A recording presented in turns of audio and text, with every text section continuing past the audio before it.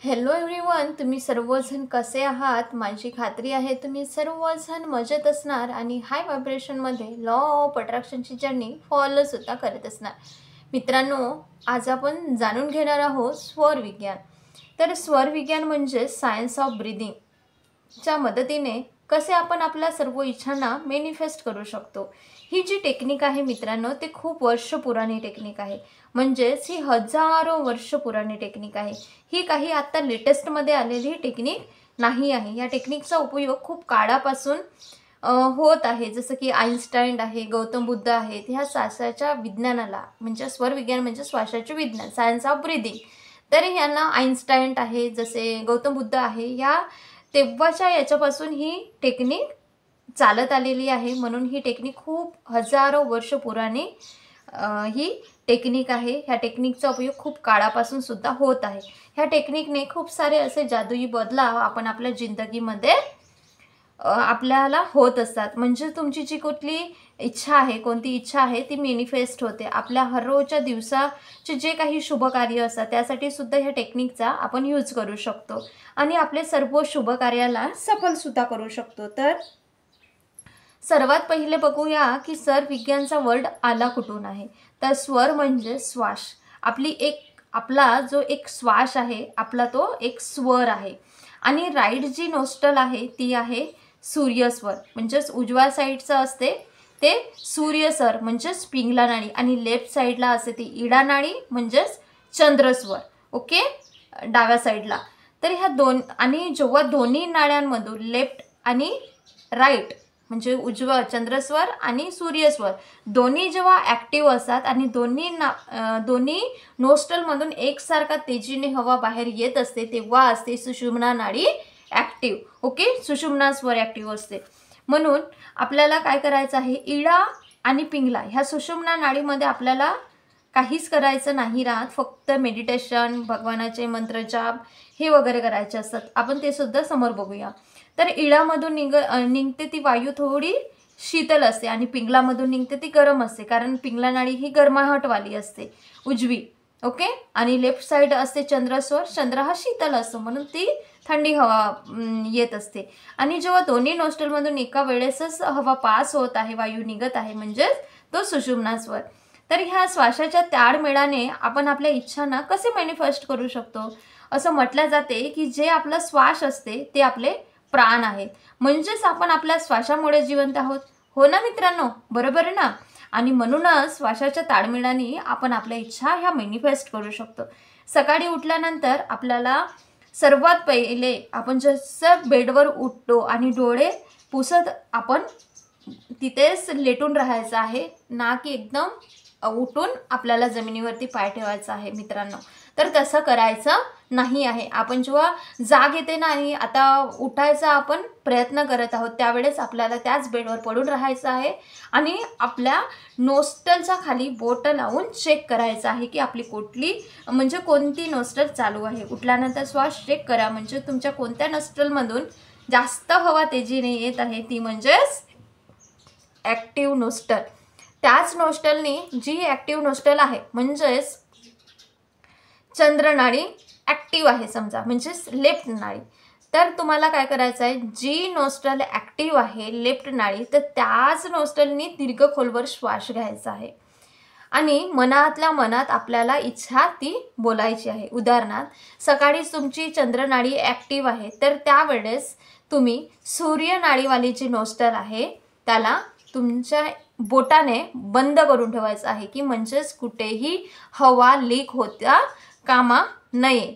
म्हणजेच आपण सगुणमध्ये दीर्घ खोलवर श्वास घेत आहोत.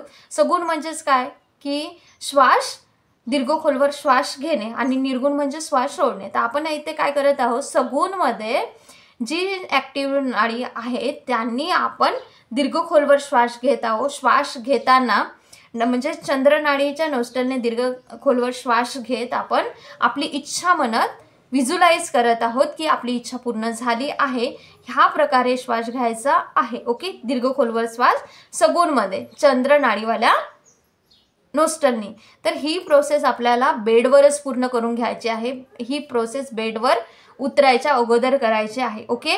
आणि ही प्रोसेस करून झाल्यानंतर जेव्हा लेफ्ट श्वासाने तुम्ही लेफ्ट नोस्ट्रलनी सगूनमध्ये श्वास दीर्घ खोलवर घेतले, नाभीवर येऊन, नाभी म्हणजेच बेंबी, नाभीवर येऊन तुम्ही त्या श्वास घेताना दीर्घ खोलवर श्वास घेताना हळूहळू हळूहळू श्वास घ्यायचा आणि आपल्या नाभीवर येऊन तो होल्ड करायचा, म्हणजेच आपलं पोट हे फुगलं पाहिजे. ओके. हळूवार जेव्हा तुम्ही श्वास घेताना तेव्हा आपोआप हळूहळू पोट फुगायला चालू होतं आणि जेव्हा पूर्णपणे तुमचा श्वास घेऊन होते त्यावेळेस नाभीवर होल्ड करायचा, कुंभक लावायचा आणि आपली इच्छा म्हणायची आणि डोळे बंद करून जस्ट अ सेकंद व्हिज्युलाइज करायचं की ती गोष्ट पूर्ण झाली आहे. त्यानंतर आपल्याला सगूनमध्येच जी ॲक्टिव्ह नोस्ट्रल आहे म्हणजे लेफ्ट साईडची नोस्ट्रल ॲक्टिव्ह आहे, तर लेफ्टवाला पाय म्हणजे डाव्या साईडचा पायाला सगूनमध्येच पायाला जमिनीवर ठेवायचा आहे आणि थोडं जोराने त्यामध्ये धपकन पाय ठेवायचा आणि आपली जी विष आहे ती पूर्ण सगूनमध्येच म्हणून घ्यायची. त्यानंतर दुसरा पाय ठेवायचं आणि जी नोस्ट्रल ॲक्टिव्ह आहे म्हणजे चंद्रस्वर तोच पाय समोर घ्यायचा आणि परत दुसरा पाय ठेवायचा आणि जमिनीला प्रणाम करायचा आणि नंतर मग श्वास सोडायचा. हे सर्व कार्य इच्छा म्हणून झालेलं दीर्घ खोलवर श्वास जे घेतात, जमिनीवर उतरत आहात त्यावेळेस पूर्ण सगूनमध्ये करायचं आहे. जेव्हा तुमची इच्छा पूर्ण झाली म्हणून आणि त्यानंतर तुम्ही सगूनमध्येच पाय ठेवत आहात त्यावेळेस दुसरा पाय पुन्हा ठेवले आणि जो ॲक्टिव्ह आहे तो पाय म्हणजेच परत एक पाऊल समोर गेले, त्यानंतर दुसरा पाय तिथे ठेवले, त्यानंतर जमिनीला प्रणाम केले. त्यावेळेस तुम्हाला निर्गुण करायचा आहे म्हणजे श्वासाला सोडायचं आहे. इथपर्यंत झालं. ओके. आणि हे झालं मॅनिफेस्टेशनची पूर्ण प्रोसेस. ओके.